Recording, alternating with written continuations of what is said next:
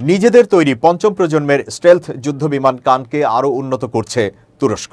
ইতোমধ্যে এই কাজ শুরু হয়েছে। শিডিউল অনুযায়ী এগিয়ে যাচ্ছে বলে জানিয়েছেন তুরস্কের প্রতিরক্ষা মন্ত্রী ইয়াসার গুলের। তুরস্কের পার্লামেন্টে প্রশ্নোত্তর পর্বে ইয়াসের গুলের জানিয়েছেন, কানের ইঞ্জিন আরও শক্তিশালী এবং আধুনিক করার কাজ চলছে।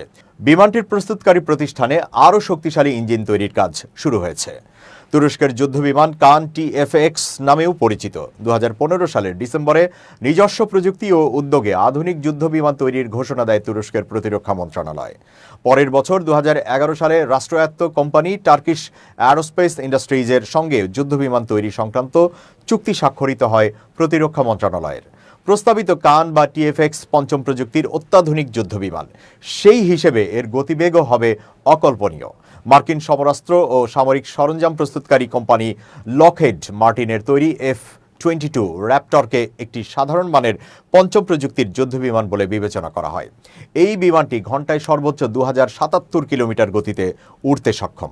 পঞ্চম প্রজন্মের অধিকাংশ যুদ্ধবিমান নিঃশব্দে উড়তে পারে। এই সক্ষমতাকে বলা হয় স্টেলথ।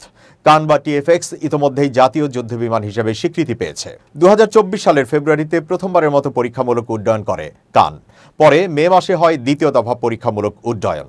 TFX-কে বলা হয় তুরস্কের বিমান বাহিনীর গর্ব, কারণ এই বিমানের সবকিছু তুরস্কেই তৈরি হয়েছে।